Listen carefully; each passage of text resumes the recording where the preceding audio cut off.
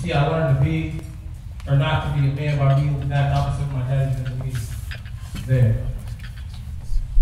So here I stand. Most gracious child of God, son of Doris Rose, brother of 4 siblings, uncle of 2, well 3, my brother having a baby. Product of Empowered, mentee of Emil Petrie, man of Phi Beta Sigma Fraternity Incorporated, Blue Phi. And the collective wisdom has rained down on me from Phil Hunt, Renee Singleton, Tyson Marsh, Michael Toonkamp, Tyrone Porter, Alex Navarez, Chris Canals, and Regent Connie Proctor. These are the legacies that stand before me that pushed me to be who I am in the greater tomorrow. I felt the need to start off this way, and I was contemplating what to even say. Like, it's a soiree. You know, what do you say at a soiree? Bow ties and black ties and sweater vests and, you know, wingtip shoes. Emil's in here fresh to death as usual. But Chelsea got up here and she said one of the main things that's been on my heart for like the last 6 months was love.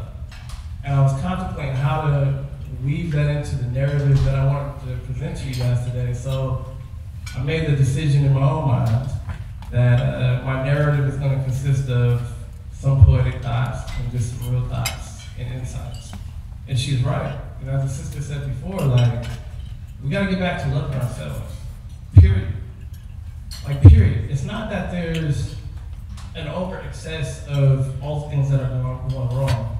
It's just the fact that there's not enough of being shown of what's going right. Like, this isn't going to make headline news, but it can. We all have Twitter, we all have Facebook, we all have access to websites, we all have pictures and Instagram straight stuff for the young people out there. So I guess what I want to say with that is that the power is within us, as the power was within all those who toiled before us to get to the building built. I mean, we're sitting in the midst of an example. I remember sitting in the room when there was trees outside in the center, and Mr. Gossett would come and talk to us, and Mr. Walker would come tell us about the mural, and those things etched in my mind. And I guess that brings me to talk about what led to my passion, or what led to my vision. And what leads me to my vision is the fact that there are so many other people before me who just had these staunch examples of what vision got them. And they were stalwarts to me within the community. Larry Gossett's not just sitting at City Hall talking about it, he's in the streets marching and coming to kids talking about it. Emil Petrie, it's my guy, man. It's the flyest dude I know. I mean, I was so nervous to ask Emil to be my mentor.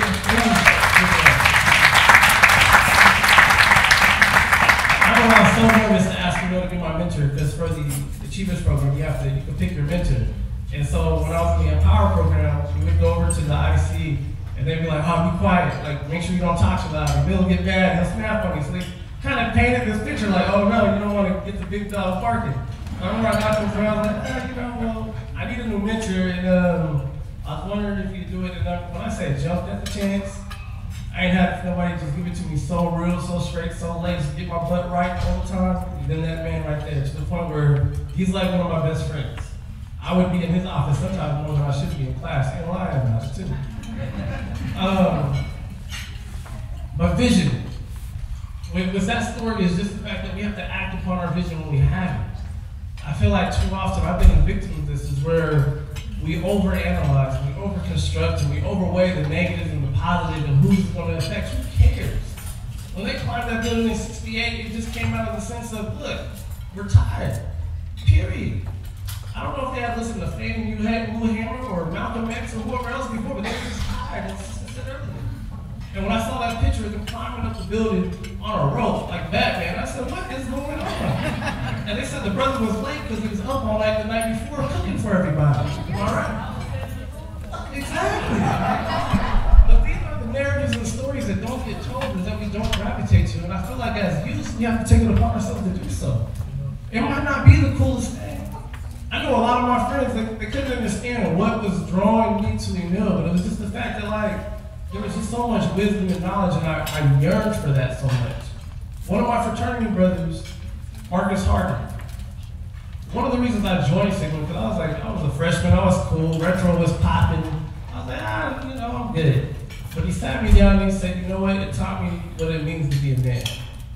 So it's all the history that was going on in all the fraternities, built on some of the same foundational principles. That's what stuck out. Not because of what he said that taught him, but what he exemplified and what I've seen everybody else doing. Because lo and behold, when I'm asking people to show up for community service and outreach, they were signals. And they were part of MPHC or they were part of BSU. I asked him what I should speak about tonight, and he was like, maybe talk about why you decided to be president 2 times. Like, you damn right. Why did I? Because it's tough being in college and trying to get the respect of your peers and dealing with every issue possible. We're young. We're not as grown as we think we are. Man. I'm 29 and I'm still growing up. I'm still dealing with being grown and what is love and what is manhood and what are all these examples of how you're supposed to be in life.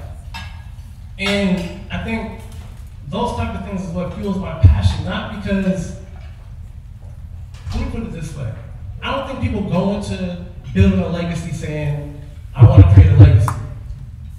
They're passionate people that found their purpose in the fact that they felt disenfranchised about something. Retro started simply for the fact, in the Empower program, we had an end of the year event we were supposed to do, and we didn't know what to do. So we did a poetry show.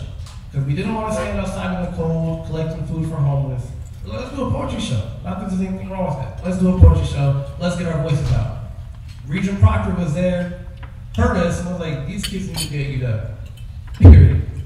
I wouldn't be standing here if it wasn't for other people going after their passion, finding their purpose and putting action to it. I'd be, who knows where. I'd still be pretty awesome, but just not who knows awesome. I remember hearing a thing about Michael Jackson, and he says he always had the recording studio around because he would get songs in his sleep. And if he didn't get up and immediately record them, he felt like God would give him the Prince. Now, with that being said, and I'm going a little bit off my subject, but with that being said, it goes back to my thing about when you have a passion, you have to act upon it. And I can't be more strong, I don't know how else to say it, without adding some expletives. When you have a passion and a vision, put some action behind it. Or else we're going to be sitting around in the same circles, talking the same things, yelling yellow, trying to figure out what's going on in life. And I think at the same time, when you have a passion, you're not afraid to correct what you see as being done wrong. Because right now, right here, I'm just preaching to the choir. It's not about here, it's what we do outside. It's about what goes on outside of the scrutiny of our peers and what we're doing and what people think we're doing and how fly we look or how it sounds or how it comes out. Yellow should stand for you only lead others. Now, are you going to be the Pied Piper leading the mice to destruction? Or are you going to stand at the shores of the sea with a conch shell and blare out sounds of revolution? And that's the word that's not really ever used anymore. And if there's any place that defines and exemplifies what revolution is, it's this space right here. I ran into my friend Morris on the Ave yesterday, and we were talking about how we used to just, on Wednesdays was the day. Wednesdays was the day. You go to First Nations, you get some fried bread with some peanut butter, if that's how you like it. You go to Fossa and you get some lumpia, some ponce. You come to BSU and get some pizza because it was cheap. And, you know, sometimes it has some deals. Y'all having fun though? Y'all still with me? Yeah. All right, so I'm gonna wrap it up this way.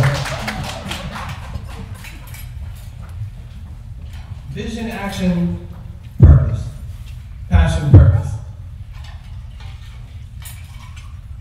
Retro stands for respect, educate, teach, reflect, and observe. It's that simple. Revolutionary, because revolutionary mindset, poets, P-O''E-T-S, because Chris Rock says sometimes we were so poor we couldn't afford the ER. When we started it, I knew that I wanted it to continue. I just didn't know how. But I knew I needed to set up a model where people could just carry it on without me being there, but that it still stuck to the principles that we founded. And I think it still does. And I haven't been around in a minute.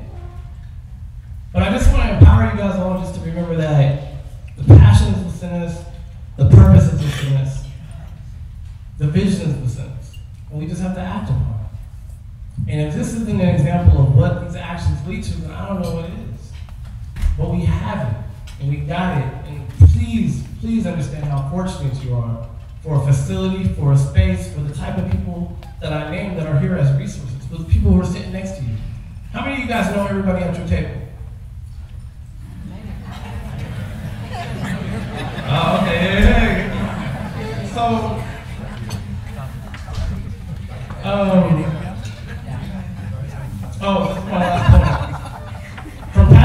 legacy, and I think passion and love are synonymous with that. The definition of legacy is an amount of money or property left to someone in a will, but the synonyms are heritage and inheritance. So I think we need to remember that. Like, celebrate the inheritance, but know that the job's not done. It's not closed. And just quickly, the reason why I even chose to go into media was because I felt like I met so many passionate people who were stalwarts and really strong within their communities. And I was like, how do I take all that they've given me and do it on a larger scale? It's not for the glitz and the glamour, because the road is tough. And there's the ups and downs, but I've just learned that the downs are just building momentum to go up the next hill. So I want to thank you for my time. I want to thank you for having me. Stay retro, keep loving.